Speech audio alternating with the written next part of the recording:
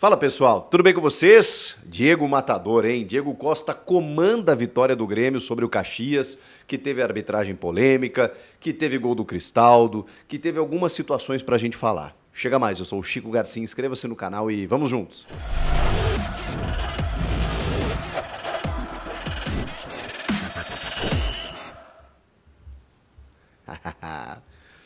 E Renato Gaúcho, mais uma, hein? Mais uma vitória.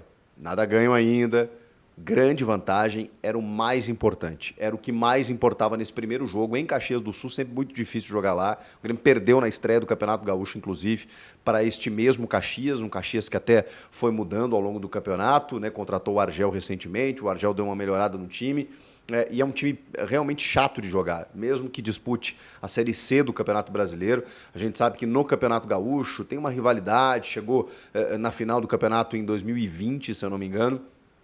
Então, assim, o Caxias tem imposto dificuldades ao Grêmio nos últimos anos. E a gente sabia, como jogando em casa, né, que a tentativa, o objetivo do Caxias era pelo menos ir com uma vantagem para se fechar, né, na Arena do Grêmio. Jogo que está marcado para o dia 26 de março, uma terça-feira. Então, todo cuidado era pouco. O Grêmio precisava jogar. Eu até falei aqui que o trio de ataque me empolgava. O Gustavo Nunes, o Pavon e o Diego Costa, que é um ataque que realmente tem me agradado muito, ainda mais com a fase do Cristaldo. E eu vou dizer que o ataque não funcionou tanto assim, com exceção do Diego Costa. Os pontas do Grêmio ficaram um pouco sumidos no jogo, né? Especialmente pelo lado direito. O Gustavinho até fez algumas jogadas interessantes pelo lado esquerdo, né? Foi muito caçado, mas pelo lado direito, o lado direito do Grêmio não encaixou hoje, né? O João Pedro não estava numa tarde legal, o próprio Pavon não foi tão decisivo como em outros jogos, mas o jogo passou muito pelos pés do Diego Costa. Só que é bom lembrar que esse jogo começa a acontecer e aparecer mais para o final do primeiro tempo e começo do segundo tempo, porque o começo do jogo foi preocupante. Foi preocupante. O Grêmio não tocava na bola, o Caxias retinha a posse e criava chances. E aí o Kaique acabou sendo decisivo. Tinha aquela dúvida, né, do Kaique Marquezin, depois se viu que era o Kaique, porque o Marquezin ainda não tinha condições. Cara, o Kaique, que até falhou no gol, acho que a gente precisa falar isso. Vai ter gente dizendo que o problema foi a arbitragem, o problema foi a falta na origem. Eu já vou falar sobre isso. Mas, independentemente de qualquer coisa, ele falhou no gol. E ele reconheceu, tá? Tem uma postagem do Duqueiroz pedindo desculpas para a torcida e dizendo que né, tá sempre disposto a ajudar, mas que infelizmente, né, porque na verdade assim, o Du não entrou tão bem e não dá pra dizer que ele tem culpa no gol, né? Porque aí a bola, eu acho que o Kaique tem mais do que ele. E acho que o Kaique fez um baita jogo. É que são coisas diferentes, né, gente? O Kaique sai errado na bola. Ele não é atrapalhado, na minha opinião, pelos jogadores do Caxias. Nenhum dos dois, nem o que tá impedido, nem o que não tá. Ele é atrapalhado pelo Jeromel, mas que também tá tentando tirar a bola dali. A bola bate no ombro do Queiroz e entra no gol. O erro da arbitragem aí, já me antecipando, é na origem. Não foi falta do Jeromel. O Jeromel simplesmente faz a proteção ali do jogador, o jogador cai, força a carga e o Roger Goulart, que fez uma arbitragem confusa, com muitos cartões, se protegendo atrás do cartão, deixando de aplicar alguns cartões em alguns momentos, invertendo faltas, estava meio atrapalhado. Acho que o gol que ele valida do Caxias realmente tinha que validar, não acho que o jogador tenha atrapalhado o Kaique mesmo, não é esse cara que atrapalha o Kaique, mas a falta na origem, aí se o Grêmio quiser reclamar, só que aí não tem VAR, né? O VAR não entra nisso, porque aí já tem a cobrança, inicia uma nova jogada, ele só poderia ver o lance ali no miolo da defesa, e realmente ali não tem o que ele pudesse fazer. O lance na origem, para mim, não foi falta. Esse foi o grande prejuízo que o Grêmio teve. Tem uma discussão de um possível pênalti no Cristaldo, que eu acho que é uma... Assim, esse eu vou ficar no muro, mas é um lance que dá para marcar. É um lance que dá para marcar. Tem VAR, né? O VAR provavelmente entendeu também, assim como ele, que não foi pênalti. Depois o Caxias reclama um lance do Barba do Nathan Fernandes, que aí não foi nada. E no finalzinho o JP Galvão também. O JP Galvão. Me ajuda a te ajudar, né, Renato? Eu entendo o Renato querer defender o grupo, valorizar o cara. Eu sei que ele é um cara do elenco, eu sei que ele tem que utilizar, eu sei que ele não pode perder o cara. Eu entendo, né, que ele fala que a crítica dura muitas vezes, né, gera para os filhos que estão na escola um desconforto e tal. Esse é o ônus do jogador de futebol. Não estou aqui para passar pano para violência ou críticas desmedidas, não é isso. Mas o jogador de futebol ele tem essa exposição, né? Não tem como. E parece que a culpa é da imprensa, né, que ao criticar o jogador cria essa animosidade, assim. A gente não pode deixar de falar o que a gente está vendo. Falta de respeito, eu nunca vou concordar. Agora, o JP Galvão, eu sei que ele foi destaque no futebol italiano, onde o Renato também jogou, em épocas bem diferentes, e o Renato bateu lá e voltou por várias circunstâncias, já deu entrevista sobre isso e tudo mais, se arrepende um pouco. O JP, pô, realmente fez muitos gols no Cagliari, especialmente, chegou até a seleção italiana. Mas assim, cara, no Grêmio, e não acho que ele tenha entrado bem, como disse o Renato, que entrou bem. Não entrou bem. E esse gol que não foi pênalti, pô, ele perde o lance, né? Ele toma a frente do cara, ele tá. Ou ele podia ter cruzado a bola lá na direita, não lembro quem estava chegando, ou ele podia ter arrancado em direção ao gol, mas ele tinha entrado. Então, assim, não estava cansado no jogo. Ele perde a passada, o cara chega antes dele. Enfim, o JP Galvão não. E aí, porque ele foi questionado por que entrou o JP e não o André Henrique. E aí o Renato, porque eu sou o treinador do Grêmio. Tá bom, tá bem. Mas é que. Talvez não fosse jogo pro André mesmo, entendi a resposta do Renato. Um gramado pesado e tal. Ele queria botar o JP, mas é que do JP não sai nada, né? A verdade é essa. A verdade é, do JP não sai nada. Se ele fizesse um gol, entraria nas graças da torcida do futebol, é assim. O problema é que ele não faz. Se ele fizesse um gol, se ele começar a fazer gol todos os jogos agora, pô, claro, a torcida vai esquecer tudo o que aconteceu. O problema é que ele não faz. E não tem uma tendência, não tem um indicativo de que ele possa fazer. Não tem. Ele realmente está sem confiança, ele não. Não sei o que acontece. Não sei o que acontece. O que ele jogou na Itália, ele não joga perto aqui, estava no Fenerbahçe antes de vir para o Grêmio, enfim.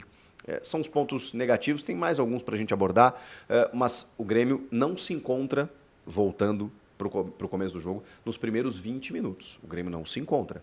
E chega ao gol numa das poucas chegadas até então. De novo com Franco Cristaldo. E aí, mérito para o Renato. Porque ele tem dito que o Cristaldo precisa pisar na área, precisa finalizar, precisa aparecer. E o Cristaldo até não tem sido um meia de intensidade, de distribuição de jogos. Não, ele tem participado mais do jogo. Mas ele é o cara que lidera muitas estatísticas porque ele está sempre nos momentos decisivos. E isso é jogador efetivo, isso eu não posso tirar dele. Que o Cristaldo some do jogo em alguns momentos, isso é inegável. Tem sumido menos, é verdade. Mas ele tem gols e ele tem assistências. E o gol que ele faz, cara, é um gol de um atacante, né? A bola vem da direita, num cruzamento, acho que do João Pedro, né? Ele dá uma cabeçada, o goleiro queima a roupa, ele vai de novo para fazer o gol do Grêmio. É de novo, mais um gol do Cristaldo, desde que o Renato disse que ele precisava finalizar mais, pisar na área. Então, mérito para ele, mérito para o Renato, mérito para o Cristaldo, que está mantido como titular. O PP tá deixando muito a desejar, né? Cara, o PP me encantou no ano passado. Jogou muito no Cuiabá, gostava dele desde a época do Flamengo. E ele não está se encontrando no meio-campo do Grêmio. Não sei o que acontece. Não sei o que acontece. O Vila Sante pode não ter feito um jogo brilhante, mas acho que foi o cara de sempre ali. E a dupla Jeromel e Kahneman merece um capítulo. O Kahneman toma cartão, como sempre, mas é o Kahneman, né? Ele defende as nossas cores como poucos já defenderam na história. E o Jeromel, que, cara, eu falo isso todo vídeo. Eu me torno repetitivo, mas é um privilégio, é um deleite, é uma delícia ver o Jeromel jogar. Aos 38 anos, ele está encerrando a carreira, mas ele continua sendo o Jeromel, né? Foi a primeira viagem dele na temporada. É claro que o Renato disse que o problema não é ele jogar fora de Porto Alegre, o problema é jogar de 3 em 3 dias. Então agora que ele vai ter um período maior de descanso, né, porque o jogo é só dia 26 de março, por isso que ele jogou hoje. Tá bem. A gente sabe que na frente, ali na frente, por isso que o Grêmio está atrás de zagueiro, inclusive, as competições vão se acumular e o Jeromel não vai dar conta, e é fato. Mas enquanto ele estiver dando conta, deixa a gente ver ele em campo, porque ele lidera o sistema defensivo. Lidera. É impressionante como é gostoso ver ele jogar. Mike, hein? Que atuação interessante. Vou colocar no adjetivo de interessante. Não acho que ele fez um baita jogo e muito menos comprometeu. Achei ele participativo, achei ele envolvente pelo lado, achei ele um pouco mais solto, porque ele também está chegando, gente, de uma outra realidade, o cara vem do Guarani. Então, assim, gostei. Acho que ele pode ser um cara muito importante e tem a evoluir mais na sequência. O Kaique, como eu disse, acho que salvou o Grêmio no começo do jogo e depois o Grêmio comandou um pouco a partida para o final. Depois do gol o Grêmio melhorou muito. O Caxias acho que sentiu, o Grêmio retomou as rédeas da partida, começou a criar um pouco mais de oportunidades e aí no segundo tempo até o Vila Sante, logo no começo, perde um gol que não dá para perder, né? Uma arrancada pelo lado esquerdo, ele, enfim, acaba tomando a decisão errada. E aí tem o pênalti, que quem sofre é o Diego Costa. E o Diego Costa vai lá e cobra. E já são 3 gols em 3 jogos. Mesmo índice de aproveitamento do Luizito Soares quando chegou no ano passado. Nos 3 primeiros jogos, ele tinha marcado gols. É que no primeiro ele marcou 3 já, né?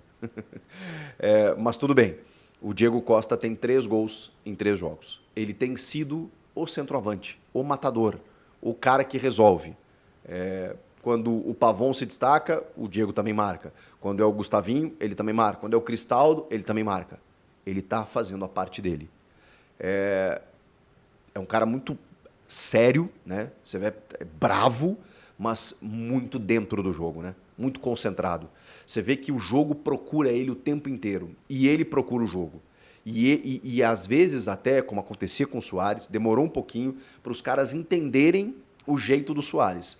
É o que está acontecendo. Ele não está fazendo mais por causa disso. Que às vezes um passe vai um pouquinho mais, passa um pouco da área, vem um pouquinho mais recuado. Os caras às vezes estão com dificuldade de encontrar o Diego. Quando eles encontram, ele faz pivô, ele segura zagueiro, ele tabela, ele dá opção, ele atrai marcação. Ele é um cara que incomoda demais. Eu sei que eu estou falando do Caxias, tá? Mas é o que eu tenho para analisar nesse momento. Ele incomoda demais. E outra, né? É um cara que nem preciso falar da história dele, né? Ele já incomodou zagueiros de quilates muito superiores em relação ao que a gente tem aqui no Rio Grande do Sul. Aqui ou lá, né? Eu estou aqui em São Paulo, mas vocês entenderam. Ele centralizou o jogo do Grêmio. E ele comandou a vitória quando o Grêmio constrói o 2-0. E aí na reta final, o Renato começa a tirar os caras, né, também para preservar, entende como uma boa vantagem, mas o Grêmio deu mole, né? Deu mole, começou a trazer um pouco mais o Caxias, o Renato sabia que isso ia acontecer, inclusive ele até reforça com mais um zagueiro, o Rodrigo Eli, que pouco fez, mas foi mais uma questão tática, bota o Dodi, bota o Duqueiroz, o Renato queria segurar, botou o Nathan Fernandes também para ter um escape, mas o ideal ali é que o Grêmio fizesse mais um para garantir a vantagem. Eu não achei a atuação muito boa.